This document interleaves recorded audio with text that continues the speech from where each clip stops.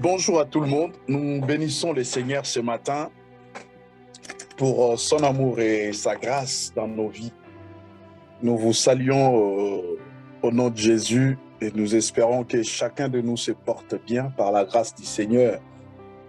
Et vous savez, la santé, la bonne santé, ce n'est ni la nourriture, ni les médicaments qui le procurent, mais c'est Dieu. C'est Dieu qui fait que nous soyons en bonne santé. Jean dit à ancien Agabus, je souhaite que tu sois en bonne santé, que tu prospères à tous égards et que tu sois en bonne santé comme prospère l'état de ton âme. C'est ça le souhait du Seigneur. Il veut que nous soyons prospères à tous égards et que nous soyons en bonne santé aussi, comme l'est notre âme. Donc la bonne prospérité et la bonne santé dépendent de l'âme. Bon, ce n'est pas ça notre sujet de ce matin. Nous allons prendre nos Bibles dans les livres de Jean chapitre 15.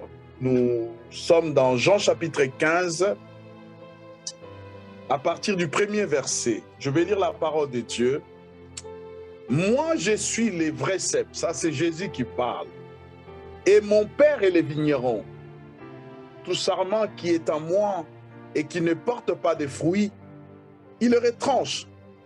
Et tout sarment qui porte du fruit, il les monte afin qu'il porte encore plus de fruits. Déjà, vous êtes émondés à cause de la parole que je vous ai annoncée. Dans d'autres versions, déjà vous êtes purs à cause de la parole que je vous ai annoncée.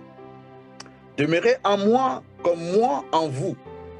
De même que le sarment ne peut de lui-même porter du fruit s'il ne demeure sur les ceps. De même vous non plus, si vous ne demeurez pas en moi. Moi je suis le cep, c'est vous le sarment. Celui qui demeure en moi, comme moi en lui, porte beaucoup de fruits, car sans moi, vous ne pouvez rien faire. Si quelqu'un ne demeure pas en moi, il est jeté dehors comme les sarments, et il sèche, puis l'on ramasse les sarments, on le jette au feu et il brûle. Si vous demeurez en moi et que mes paroles demeurent en vous, demandez tout ce que vous voudrez et cela vous sera accordé. Mon Père est glorifié en celui-ci, que vous portiez beaucoup de fruits et vous serez mes disciples. Comme le Père m'a aimé, moi aussi je vous ai aimé. Demeurez dans mon amour. Si vous gardez mes commandements, vous demeurerez dans mon amour, comme j'ai gardé les commandements de mon Père et que je demeure dans son amour. Je vous ai parlé ainsi afin que ma joie soit en vous et que votre joie soit complète. Voici mon commandement. Aimez-vous les uns les autres comme je vous ai aimé. Il n'y a pour personne de grand amour que de donner sa vie pour ses amis. Vous êtes mes amis si vous faites ce que je vous commande. Vous êtes mes amis si vous faites ce que je vous commande. Je ne vous appelle plus serviteur parce que le serviteur ne sait pas ce que fait son maître. Je vous ai appelé ami parce que tout ce que j'ai appris de mon Père, je vous l'ai fait connaître. Ce n'est pas vous qui m'avez choisi, mais moi, je vous ai choisi et je vous ai établi afin que vous alliez, que vous portiez de fruits et que votre fruit demeure, pour que tout ce que vous demanderez au Père en mon nom, il vous le donne. Ce que je vous commande, c'est de vous aimer les uns les autres. Seigneur, bénis ta parole dans nos cœurs. Bénis ta parole dans nos vies. Nous prions, Seigneur, que cette parole devienne un mode de vie. Cette parole devienne vie en nous. Nous le demandons par le Saint-Esprit au nom de Jésus. Bien-aimés, nous revenons sur ces textes. Je parlais de ces textes les vendredis. J'en ai parlé comme ça. Et ce matin, hier la nuit, j'ai eu la conviction de revenir sur ces textes. Pour ceux qui n'étaient pas avec nous le vendredi, si vous avez le temps, allez écouter l'exhortation de vendredi. Vous aurez une idée par rapport à tout ce qui sera dit ici. Mais je vais essayer de faire un petit résumé et aller rapidement vers la fin pour essayer de conclure par rapport à ce que j'avais dit le vendredi. Nous sommes dans Jean chapitre 15. Et dans Jean chapitre 15, je l'ai dit, le Seigneur vient d'exhorter à ses disciples, à partir du verset 14, du chapitre 14, il les rassure en leur disant que votre cœur ne soit pas dans les tourments, ne vous inquiétez pas, ne vous tourmentez pas, croyez seulement. Si vous croyez au Père et vous croyez en moi, restez constant dans ce que dans votre croyance. Il dit, je dois partir. Je dois partir parce que bientôt ma mission sera finie. Dans tout ce que vous avez vu, tout ce que j'ai fait avec vous, je suis au crépuscule de ma mission. Je dois m'en aller. Parce que tout ce que j'avais à faire, je l'ai fait. Et maintenant, je dois y retourner. Parce que dans la maison de mon Père, il y a beaucoup de demeures. Et je ne suis pas venu vous raconter des histoires. Je dois retourner pour aller préparer à chacun, à chacune, un endroit approprié pour lui. Et là-dessus, le Seigneur leur donne la promesse du Saint-Esprit. Il dit non, moi je dois partir, mais je ne dois pas partir réellement. Je vous enverrai quelqu'un d'autre et je me ferai reconnaître. Et vous me reconnaîtrez, le monde ne pourra me reconnaître, mais vous me reconnaîtrez au travers de la personne, au travers du Saint-Esprit que je vous enverrai. Et un de ses disciples qui lui pose la question, nous savons où tu vas, comment en saurions-nous les chemins? Et c'est là où Jésus va se montrer, il va s'identifier comme les chemins, la vérité et la vie. Et moi, j'ai souvent l'habitude de dire que Jésus est le chemin dans lequel nous devrions marcher dans la vérité pour recouvrir la vie. Et Philippe lui demandera, oui, c'est vrai, tu pars, mais montre-nous le Père. Et Jésus va dire, non, le Père c'est moi. Celui qui a vu le Père m'a vu. Je vous demanderai d'aller lire les chapitres 14, ça va vous enrichir aussi. Et arrivé au chapitre 15, c'est là où Jésus donne une stratégie à ses disciples. Il va les ramener à comprendre une chose. Dans tout ce que je vous ai dit, il prend une image allégorique pour illustrer la relation que doit avoir son fils, la relation que doit avoir chaque enfant de Dieu par le fils, au travers du fils si vous voulez, cet amour ou cette relation qui émane du Père. Il dit, moi je suis le vrai cep. Il ne dit pas le cep, il dit je suis le vrai. Si Jésus est le vrai, c'est qu'il y a de faux. Là-dessus, il faut faire attention. Il ne dit pas simplement que je suis les cèpes. Il dit, moi, je suis les vrais cèpes.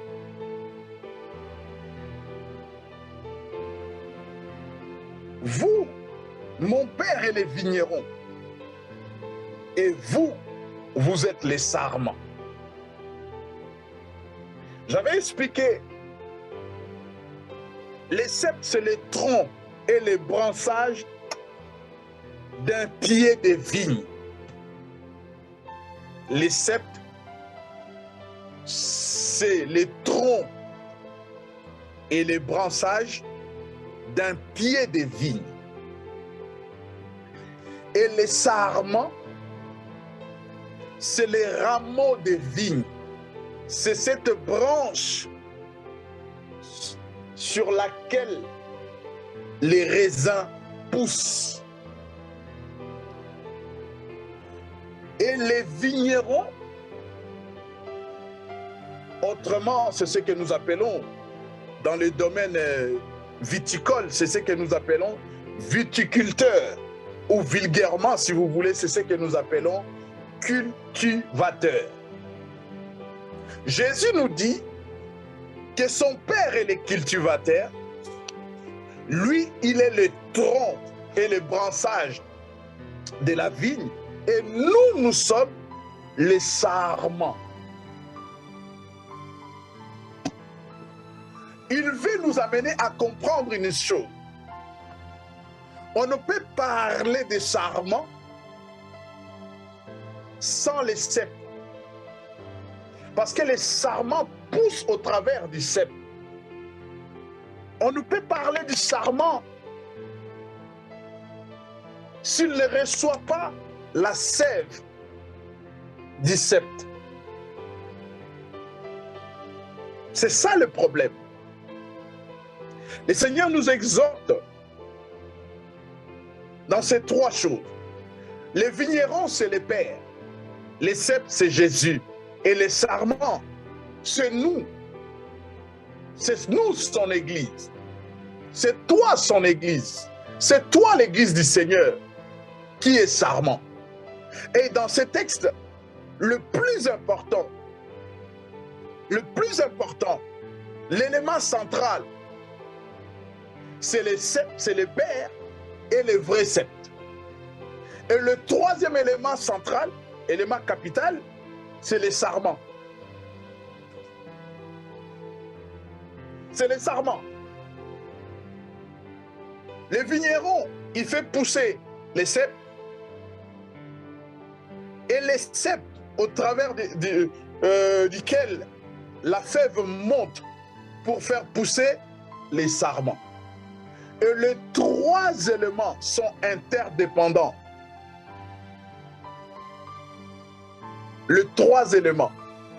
Dieu, le Père est Père parce que le Fils est venu. Et le Fils est Fils parce qu'il est venu sauver l'homme que nous sommes. Et l'homme est l'homme parce que Dieu l'a créé. Comprenez cela. Et Jésus dit, tout sarment qui est en moi, qui ne porte pas de fruits, le Père le retranche. Et tout sarment qui porte de fruits, il le montre. Ici, le Seigneur voulait nous montrer d'abord l'unicité de sa divinité avec les pères. Et il nous faut aussi, comme ça avec lui, il nous voit aussi, comme ça avec lui, que nous sommes un.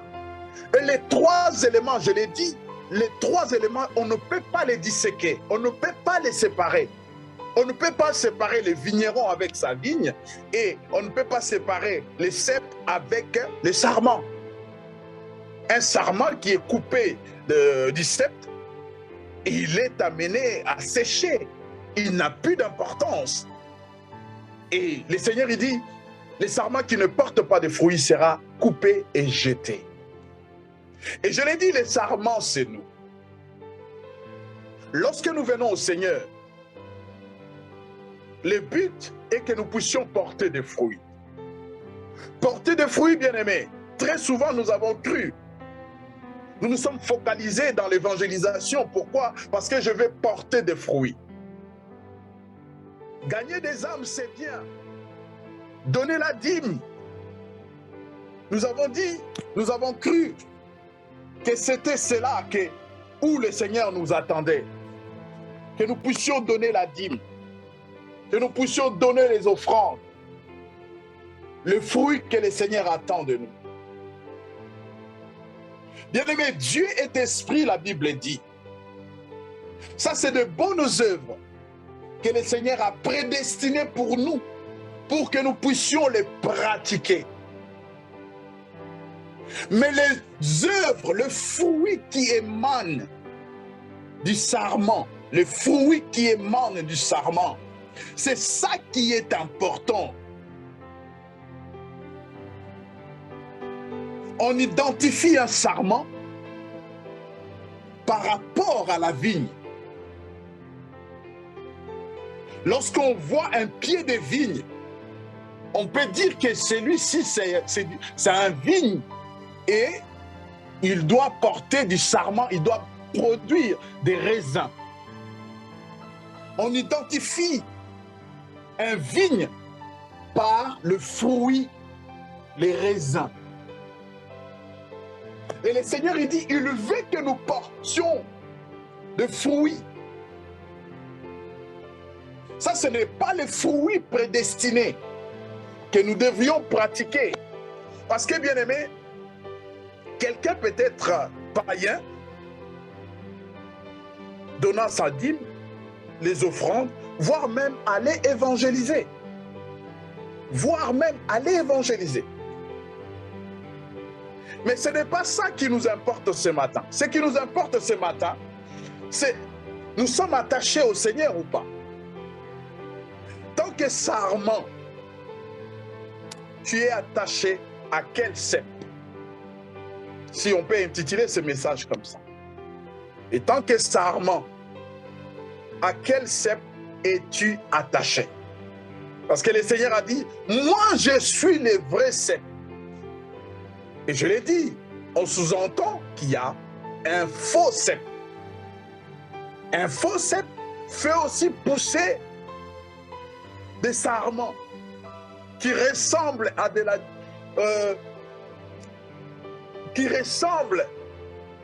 aux raisins ou aux vignes. Mais ce n'est pas de la vigne, ce n'est pas du bon. Mais je ne suis pas là.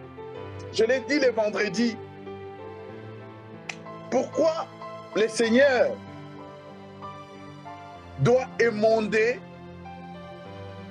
les sarments attachés au cep? Je dis émonder veut dire tout simplement élaguer, tailler, enlever les mauvaises herbes pour que le bon fruit, pour que les soleils tapent sur le raisin. Pour avoir du beau raisin, il faut donner un peu de l'espace aux fruits afin de bénéficier de tout ce dont il a besoin pour produire du bon vin.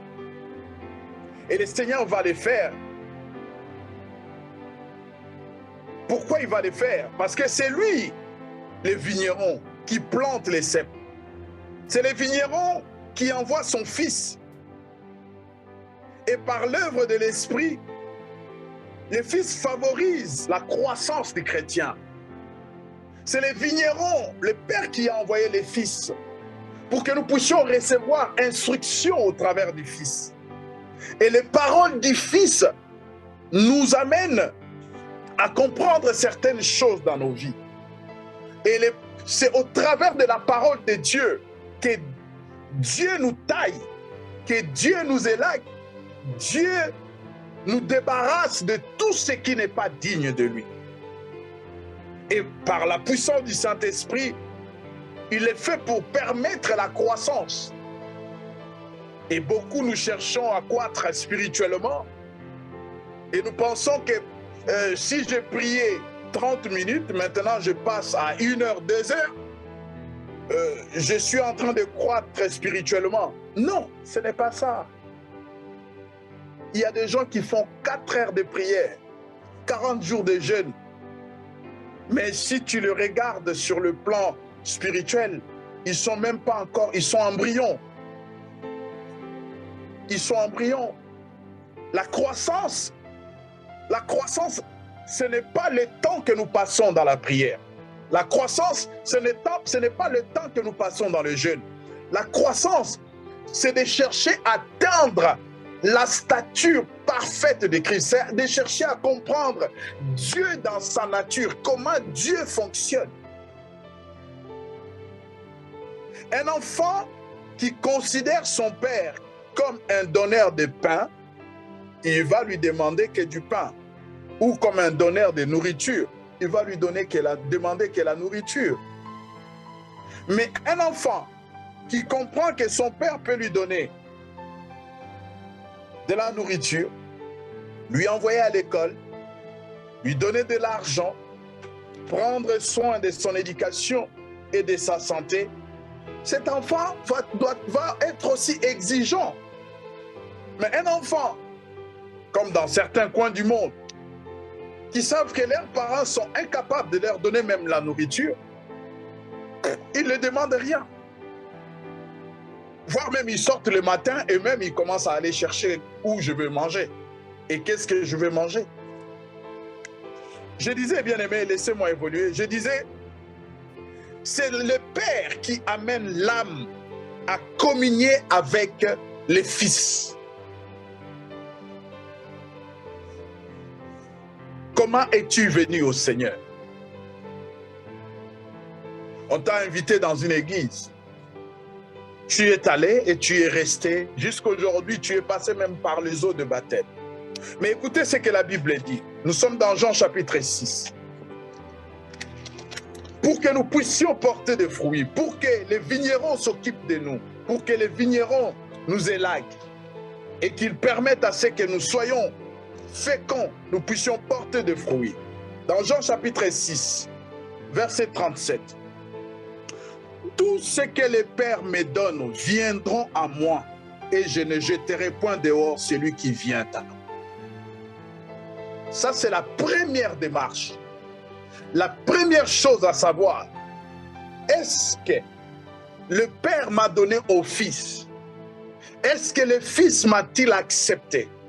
Si vous lisez Jean chapitre 6, là où nous sommes, nous allons voir, le Seigneur, il dit ceci, il dit, personne ne vient à moi.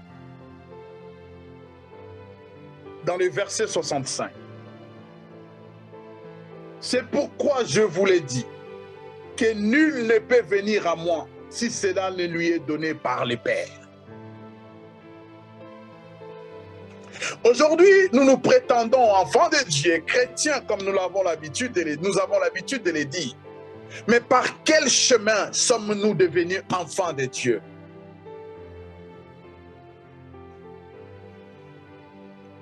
Est-ce que nous avons entendu la voix du Père? Parce que si nous avons entendu la voix du Père, bien-aimé, il prend soin de nous de A à Z. Dieu n'oublie personne. Dieu ne laisse personne sur les carreaux.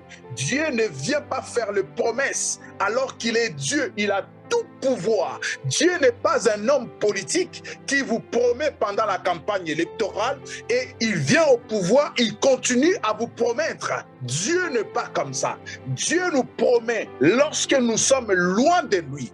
Dieu nous promet. Mais lorsque nous sommes ses enfants, la Bible dit, ces choses deviennent oui et amen en Christ Jésus.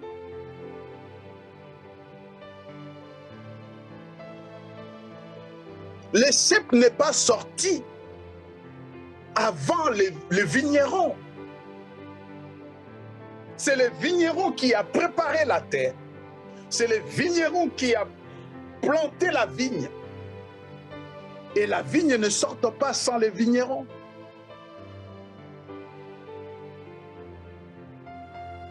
Et le sceptre, le vrai,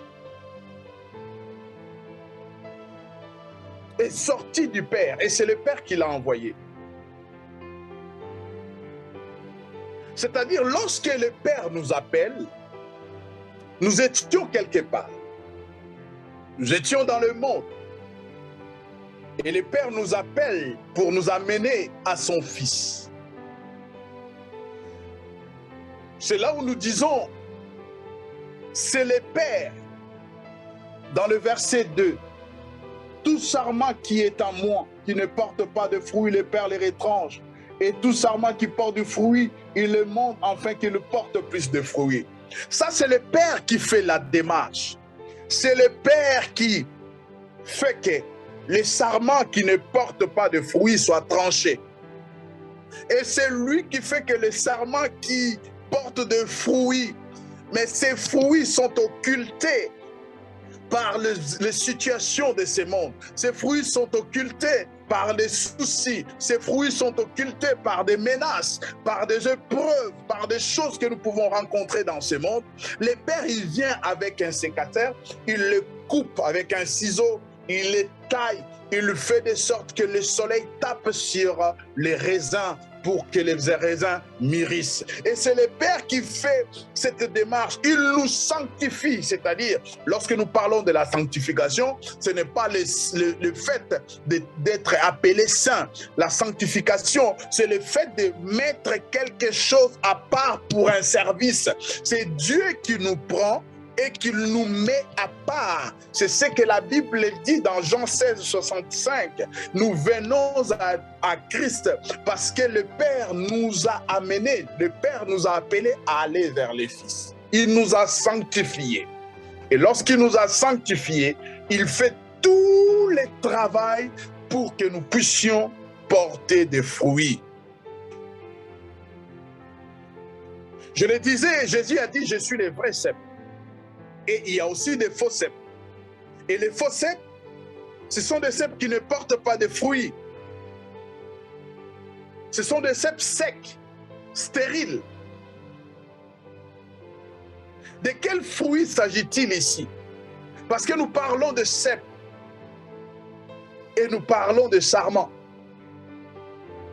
Les sarments doivent produire le fruit identique, les fruits qui identifient les cèpes. Personnellement, j'ai entendu dans les infos, oui, j'ai entendu avec le méthode de simulation, des trucs comme ça. Je crois que c'est les Japonais qui ont fait pousser 2 fruits sur un arbre avec des méthodes un peu voilà, scientifiques. Mais sur le plan naturel, nous ne verrons pas un raisin faire pousser des figues. Le fruit dont le Seigneur attend de nous, c'est le fruit que Jésus a produit. C'est le fruit qui émane du cep. Et le cep, qu'est-ce que le cep a produit comme fruit? Ces fruits, c'est ce que nous devrions chercher. Nous devrions nous poser la question. Au lieu de se chercher qui me fait ceci, qui me fait cela, des fois, bien-aimés, nous sommes la cause de notre propre malheur. Mais nous allons chercher ailleurs parce que nous voulons toujours accuser. Nous ne nous posons pas de questions. Et tant qu'enfant de Dieu, quels sont les fruits que je produis? Aujourd'hui, dans le monde d'aujourd'hui, il est très difficile. Je vous dis, personnellement, il est très difficile d'identifier qui est enfant de Dieu et qui ne l'est pas. Vous allez dans une église locale, vous entendrez, tout le monde parle en langue. Tout le monde prononce des versets bibliques. Tout le monde se dit, par la grâce de Dieu, ta grâce me suffit. On a du mal à distinguer, à savoir qui est vrai, qui est faux. Mais Jésus a dit, vous les reconnaîtrez par leurs fruits.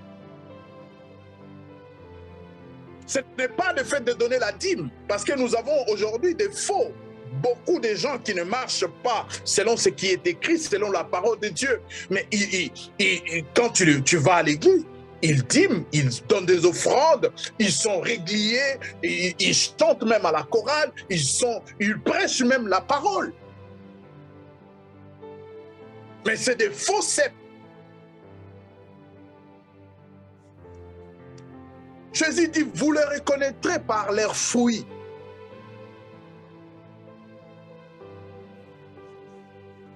Vous les reconnaîtrez par leurs fruits. Je ne parle pas, je ne vais pas mettre accent, parce que je l'ai dit le vendredi dernier, sur les cèpes qui ne produisent pas de fruits. Un cèpe qui ne produit pas de fruits, il est appelé à disparaître. Quelqu'un me pose la question, mes frères, qu'est-ce que tu veux que nous produisions comme fruits? Oui, nous devrions porter des fruits. Tout sarment producteur doit être débarrassé, élagué, nettoyé de toute herbe mauvaise. Et ce travail, c'est qui le fait? C'est le vigneron. Il le fait où? Il le fait avec les sarments. Je l'ai dit le vendredi, bien-aimé. Toute épreuve n'est pas un signe de malédiction. Tout temps de difficulté, tout moment des épreuves ou de difficultés que nous pouvons rencontrer dans la vie, surtout dans la vie d'un enfant de Dieu, n'est pas une preuve de malédiction. Puisque les sarments, le vigneron doit traiter les sarments. La Bible dit, il va couper un arbre. Ça fait un bruit. Si le Seigneur va te couper quelque chose, ça doit faire mal. Le Seigneur va te demander de te séparer avec un copain, avec une copine, où des choses ne vont pas bien. Peut-être ça va te faire mal. J'ai dit pour nous qui venons de pays où certaines choses sont difficiles à trouver, peut-être que l'homme avec qui tu vis, toute ta vie dépend de lui. Les garçons avec qui tu sors aujourd'hui, la fille avec qui tu es, toute ta vie dépend d'elle, dépend de lui. Celui qui te donne l'argent, les frais scolaires, celui qui t'achète des baskets, celui qui te donne, celui qui fait, c'est lui. Tu dépends de lui. Et le Seigneur, voyant cela, il t'aime tellement, il vient et dit non, celle-là, celui-là, tu dois t'en séparer. Moi, je te veux autrement, je te veux quelque part. Mais pour y aller, tu dois te séparer. Abraham, tu as la promesse. Abraham, tu as la parole. Abraham, mais il y a une chose, tu dois te séparer. Fais route seul. Fais route seul, je t'ai appelé seul. Tu dois te séparer de Lot. Tu dois te séparer de ses serviteurs. Se séparer, des fois, bien-aimé, le salut peut passer par une séparation. Ce n'est pas pour que vous deveniez des amis. Jamais dans la Bible, ma Bible que j'ai, je n'ai jamais lu qu'Abraham est devenu ennemi avec Job. Avec Lot, pardon.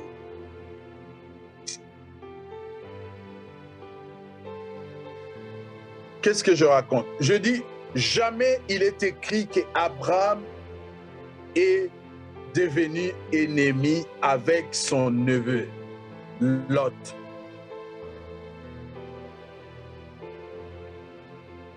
Nous verrons lorsque nous lisons cette histoire que c'est Abraham qui vient intercéder pour son neveu.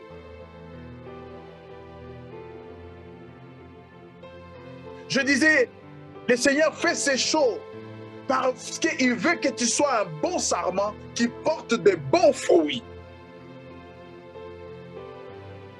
Il y a certains amis, certaines relations qui t'amènent dans des distractions, dans des choses vraiment improductives.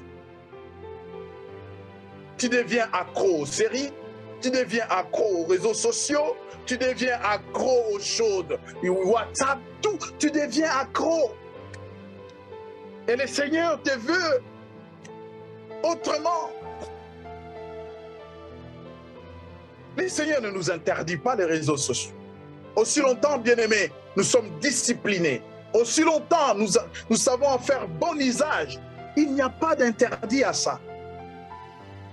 Mais ces choses deviennent mauvaises lorsque nous n'avons même pas le temps de s'occuper de nous-mêmes. Il y en a, vous le voyez faire des trucs,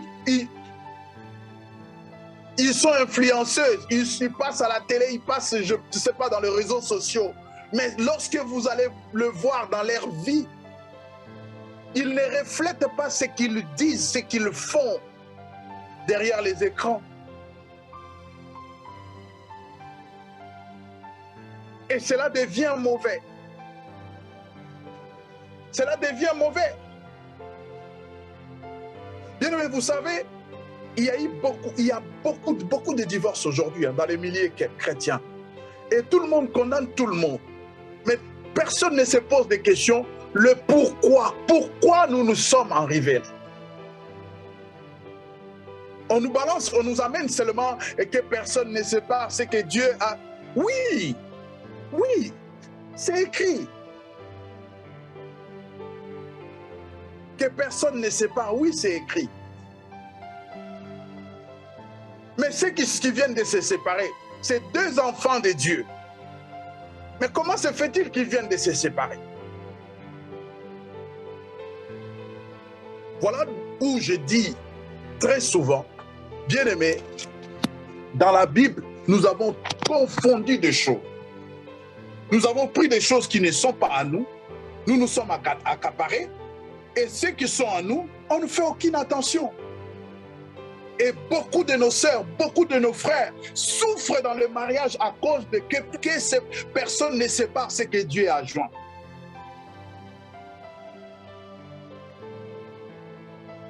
Beaucoup souffrent. Vous le voyez à l'église, vous priez, ils pleurent. Vous dites, ah, aujourd'hui le Saint-Esprit était puissant, la présence de Dieu était puissante au milieu de nous. Parce que les gens ont pleuré. Vous ne savez pas, ils n'ont pas pleuré parce que le Saint-Esprit était là. Ils ont pleuré parce qu'ils souffrent dans leur couple, ils souffrent dans leur vie. Et nous venons comme ça, nous balançons des versets facilement. Ah, celui-là, oh, que personne ne sépare. Oui, mais bien aimé, que personne ne sépare. Vous savez dans quelles circonstances cette parole a été dite? Ils sont venus voir Jésus. Moïse nous a dit. La loi nous a dit. Et Jésus a dit, moi je vous dis. Moi je vous dis. Voilà pourquoi j'avais dit au début de mon message, j'ai dit, Dieu nous veut la croissance. La croissance, ce n'est pas le fait de prier beaucoup ou de jeûner beaucoup.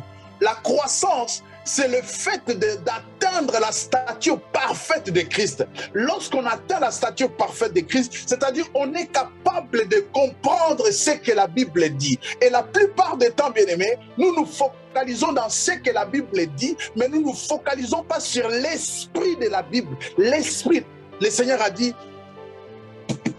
la loi, la lettre est mortelle, mais c'est l'esprit qui vivifie. Et lorsque nous sommes dans la parole de Dieu, dans les épîtres, je crois, oui, c'est dans les épîtres, la Bible dit, c'est poussé par le Saint-Esprit, les hommes ont parlé de la part de Dieu. Lorsque Pierre, lorsque Jean, lorsque Philippe, lorsque les disciples marchaient sur les rues de Jérusalem, ils n'avaient pas la Bible, ils avaient la parole de Dieu. Aujourd'hui, nous nous focalisons sur la Bible, mais nous n'avons pas la parole de Dieu.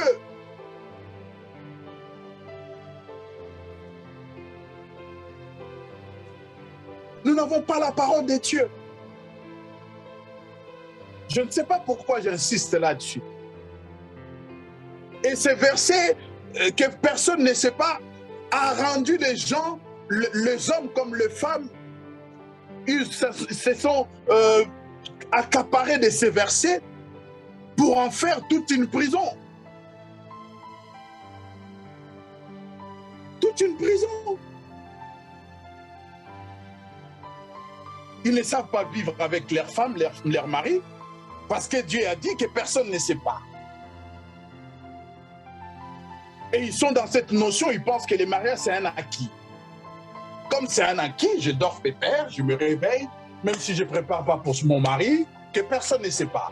Même si je ne montre pas beaucoup d'amour à ma femme, que personne ne sépare. Même si je ne dis pas des mots d'amour à ma femme, que personne ne sépare. Je peux sortir et rentrer quand je veux, que personne ne sépare. Je peux ne pas me laver du matin au soir, que personne ne sépare. Je peux ne pas appeler ma femme pendant que je suis à l'extérieur, que personne ne sépare. Je rentre la nuit, je rentre à 3 heures du matin, que ma femme ne me demande rien, personne ne sépare. Parce que personne ne sépare. Et la preuve, bien-aimés, nous sommes là. Le taux de divorcés dans nos églises, est-ce que vous pouvez en compter? Parce que l'église n'est pas enseignée. Nous avons parlé de la Bible, mais nous n'avons pas parlé de la parole de Dieu. Qui dit la parole de Dieu? Lorsque le Père il vient, bien-aimé, Dieu, je l'ai dit sans broncher. Si vous êtes en couple et que Dieu a une mission pour l'un ou l'autre, une mission précise, si l'un ou l'autre devient un obstacle, Dieu est capable de vous séparer des chemins pour qu'il accomplisse sa mission sur la personne. Je l'ai dit, je ne bronche pas. Je l'ai dit, je confirme. Je n'ai pas froid aux yeux de le dire. Dieu est capable de séparer deux personnes, que ce soit un couple ou une amitié, pour que sa volonté s'accomplisse. Et ce qui est vrai, Dieu ne sépare pas deux personnes parce qu'ils ont des problèmes de comportement. Dieu ne rentre pas dans ça. Le problème de comportement, moi je ne vois pas sur la terre qui peut condamner qui peut se dire qu'il n'a pas de défauts, que l'autre a beaucoup de défauts, lui il n'en a pas. Tout le monde a ses défauts. Tout le monde a ses défauts. Mais lorsqu'il est question de perspective spirituelle, lorsqu'il est question du plan de Dieu, Dieu est capable de dire à Abraham, Lot doit prendre tout ce qu'il veut, mais pourvu qu'il se sépare de toi. Pourvu qu'il se sépare de toi. C'était une façon de laguer, de débarrasser Abraham de son cocon familial. C'était une façon de dire à Abraham, non, mais tu dois plus te voir comme famille restreinte. Vois large, je te dis, tu seras les étoiles du ciel et les sables de la mer. Commence d'abord par enlever ça. Et c'est comme cela que Dieu vient dans nos vies. C'est comme cela que Dieu vient nous débarrasser des choses. Le Seigneur utilise tous les moyens pour parvenir à cela. Il utilise tous les moyens pour parvenir à notre sanctification et à la purification de nos cœurs. Il utilise l'élément le plus central, le plus puissant que le Seigneur utilise, c'est la parole de Dieu. Il utilise par la puissance du Saint-Esprit. Et s'il le faut, le Seigneur emploie les moyens douloureux. Il peut nous amener dans la souffrance. Job qui pleure. Job qui se demande, qu'est-ce que je fais? Il reconnaît la sainteté de Dieu. Le Seigneur dit, tu dois passer par là. Tu dois passer par là. Et pour que l'évangile se répande à Jérusalem, Paul et Silas doivent passer par la prison.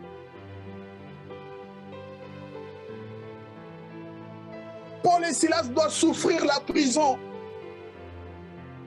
Pour que les gens voient la puissance de Dieu. Paul doit être mordu par un serpent. Aujourd'hui, si tu souffres, si tu passes des moments difficiles, celui-là, il n'a pas de papier, il n'a pas de femme, il n'a pas de travail.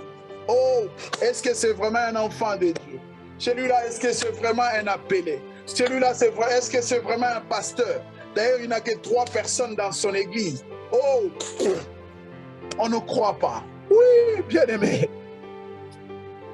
Ma vie ne dépend pas de ce que toi tu crois. Que tu crois ou pas, ma vie ne dépend pas de toi.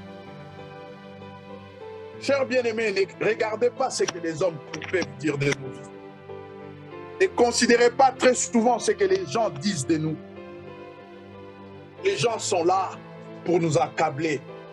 Mais lorsque le Seigneur fait un travail dans notre vie, et cela doit être notre première recherche, notre vie doit être focus sur le travail que Dieu fait dans nos vies.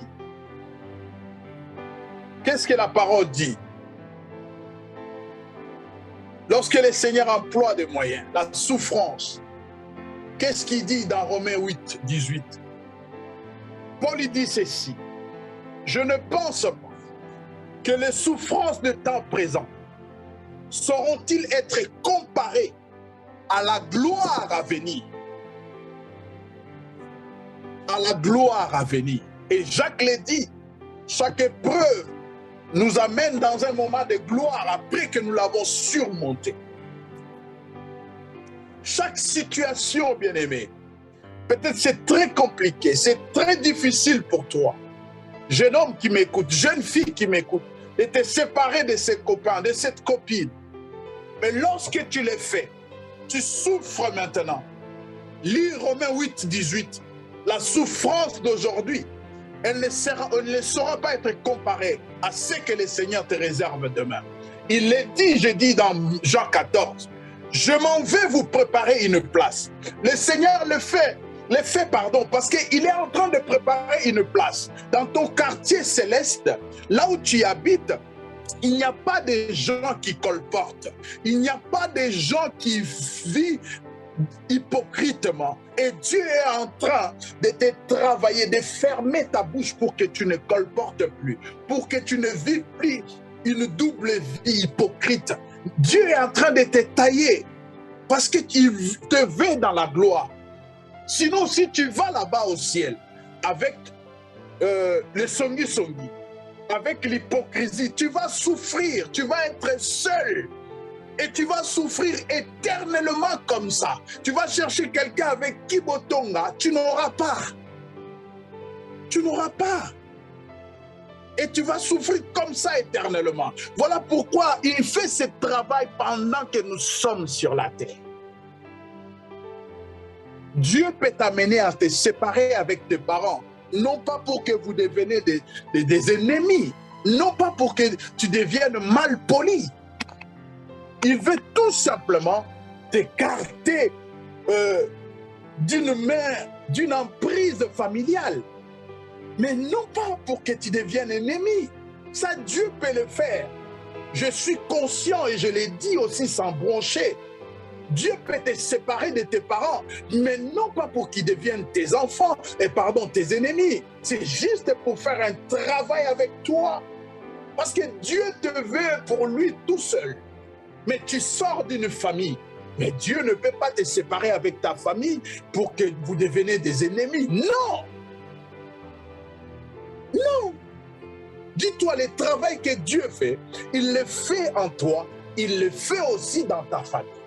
De la même façon qu'il a touché ton cœur, de prendre cette décision. Ah non, je pense que ma mère, elle a une main mise sur mon foyer. Je pense que je dois prendre des distances. De la même manière, Dieu doit aller toucher le cœur de ta maman. Lorsque tu feras cela, malgré qu'au début, elle pourra ne pas te comprendre, mais le Seigneur va toucher son cœur, va toucher sa vie et il va créer une autre relation où toi, tu te sentirais à l'aise avec ton épouse et ta mère.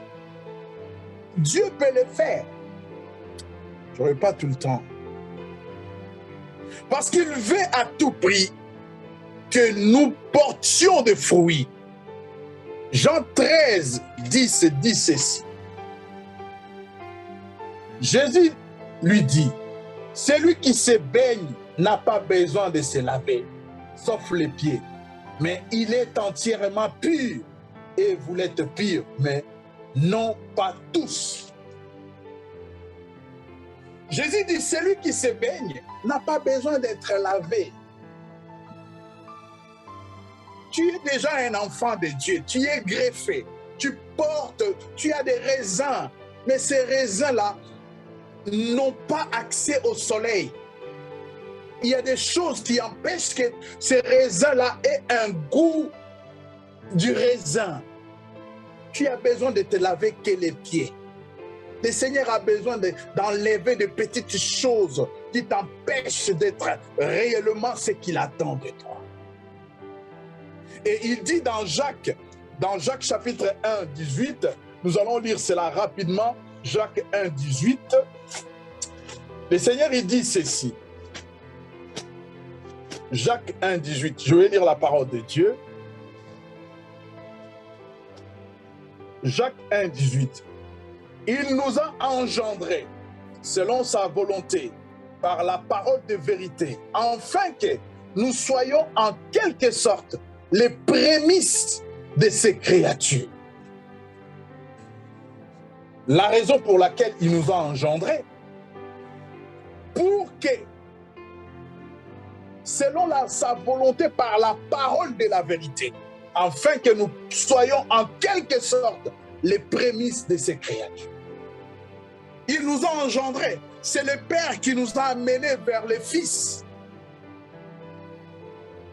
C'est le Père qui nous a introduits au Fils pour que nous soyons les prémices de ces créatures. C'est ça le but de Dieu. Pour que nous ne soyons pas, nous ne venons pas à l'église comme nous voulons, parce que nous sommes au temps de la grâce, parce que c'est la grâce maintenant. La grâce veut dire désordre, la grâce veut dire n'importe quoi, mais nous allons prier par la grâce. Et voilà pourquoi aujourd'hui, par la grâce, est devenu un slogan. Ah, ça va, oui, ça va par la grâce. Par la grâce, c'est comme le roi, nye, nye, nye.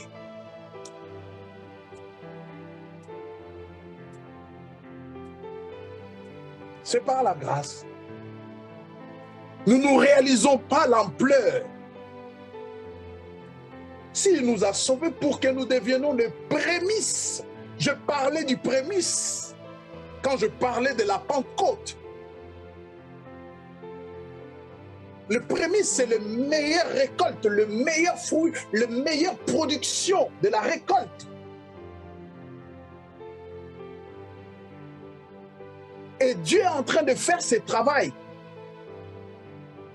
Et nous faisons comme si, par grâce, par la grâce. Oh, c'est la grâce. Oh, le péché est trop, vous parlez trop de péché. C'est par la grâce. Nous sommes sauvés par... Oh, c'est par la grâce. Et c'est comme cela. Nous ne nous prenons pas au sérieux et nous croyons que Dieu n'est pas sérieux.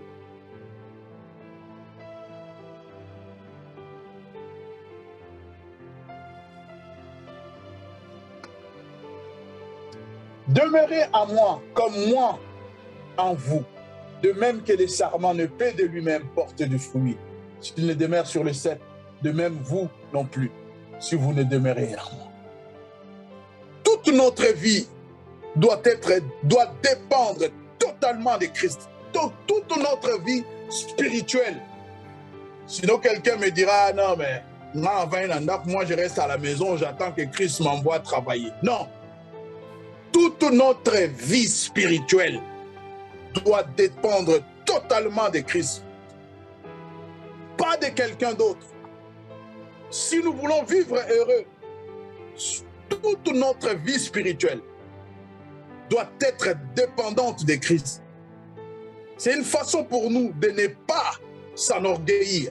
Nous devions être dépendants de Christ. Ce que je fais, ce n'est pas moi, c'est Christ qui le fait. Je ne suis qu'un homme. Je peux brancher.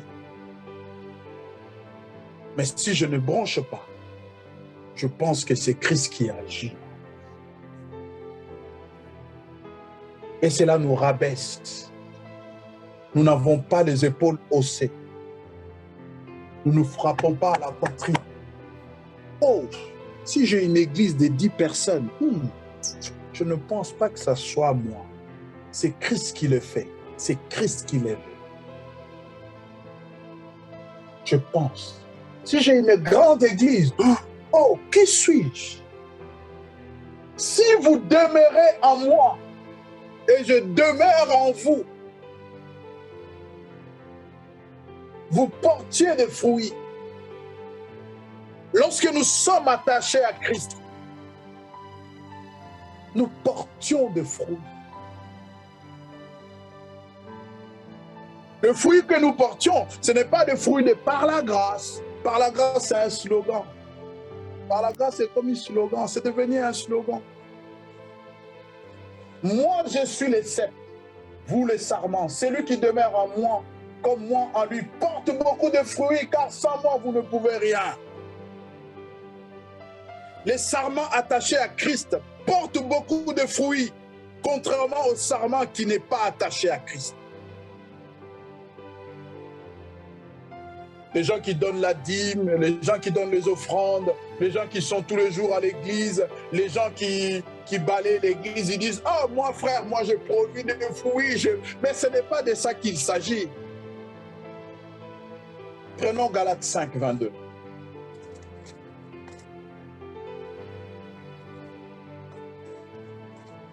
C'est là où ça devient compliqué.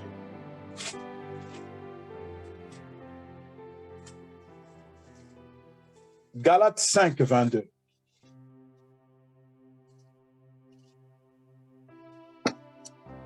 Mais le fruit de l'esprit est l'amour, la joie, la paix, la patience, la bonté, la bienveillance, la fidélité, la douceur, la maîtrise de soi. C'est là où ça devient compliqué. On ne parle plus de par la grâce.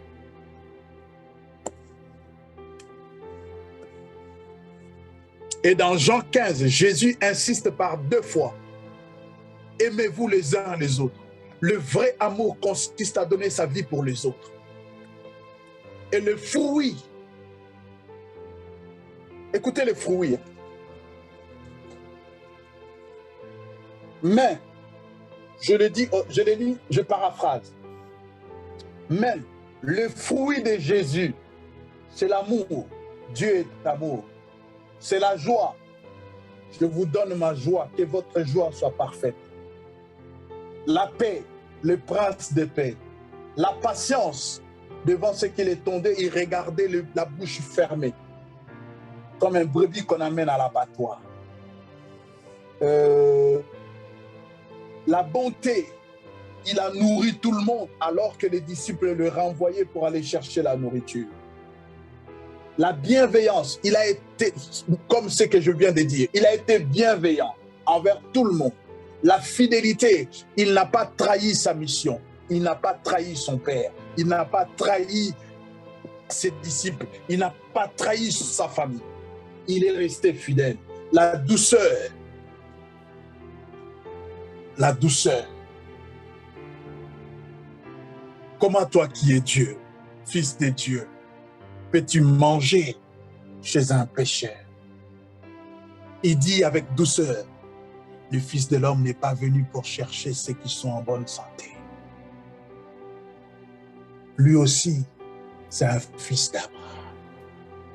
C'est pour lui que je suis venu. Et la Bible dit, ses détracteurs se sont enfuis. La douceur, la maîtrise de soi.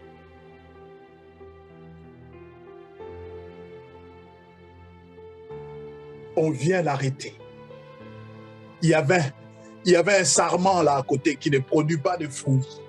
Le sarment, il sort l'épée. Il coupe l'oreille. Écoutez, la maîtrise de soi était là. Il dit, Pierre, ce n'est pas ça, ce n'est pas comme ça. Ce n'est pas comme ça.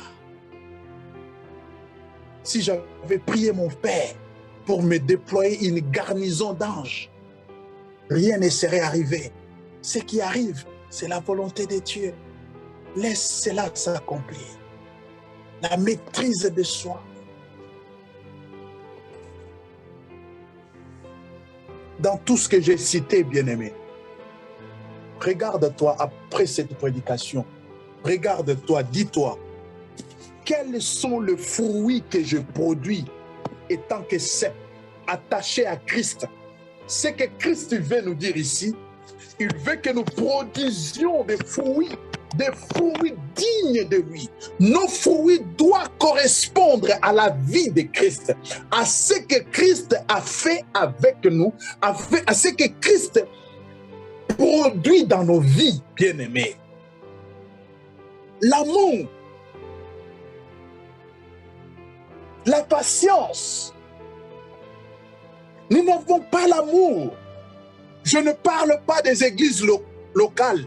Je parle même en famille, même dans le foyer. Même l'amour pour aimer l'humain, ce n'est pas l'amour en philéo.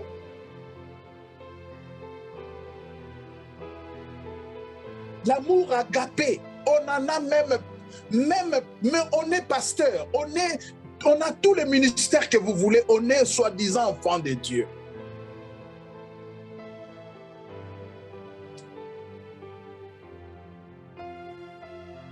On n'a pas la maîtrise de soi. Moi, s'il me touche, il verra. S'il dit, je dis.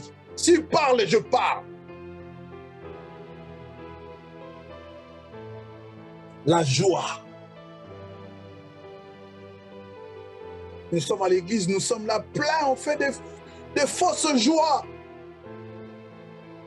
Des fausses joies. On fait semblant.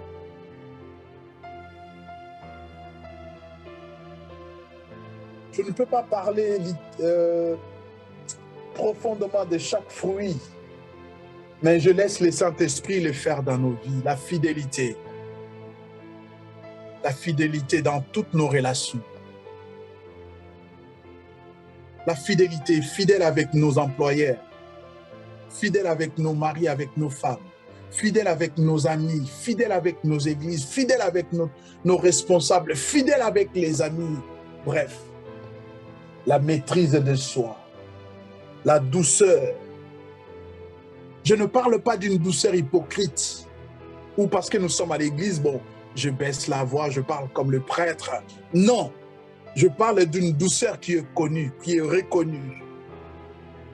Ah, c'est un homme doux. Même moi qui vous parle, bien-aimé, je dois travailler pour que ces fruits se retrouvent en moi. Je dois travailler, c'est un travail. Toi, tu jeûnes parce qu'on est à la fin de l'année, tu as peur de sorciers, tu jeûnes 40 jours. Bien-aimé, Dieu ne te demandera pas toutes ces choses. Dieu ne te demandera pas toutes ces choses. Lorsque Jésus est venu pour manger dans un fruit de la vigne, pardon, de la figue, il n'a pas demandé qu'est-ce que tu cette figue. Non, il est venu chercher un fruit. Un fruit. Tous ces temps, nous passons de temps, 40 jours dans la prière, 40 jours dans ceci, 40 jours dans cela, mais nous sommes incapables de produire ne fût-ce qu'un de ces fruits que j'ai cités ici. Incapable. On regarde notre vie, on dit, ah, lui aussi c'est un pasteur, lui aussi c'est un homme de Dieu. Ah, vous aussi. Si lui c'est un homme de Dieu, non. Si lui rentre au ciel, moi la porte sera ouverte. Dès qu'ils me verront de loin, ils vont ouvrir. C'est lui là. Non, lui, non, pas lui. Pas lui. Tout le monde, mais pas lui. Dans Romains 6, 22, il dit ceci. Mais maintenant, libérés du péché et esclaves de Dieu, vous avez pour fruit la sanctification et pour fin la vie éternelle.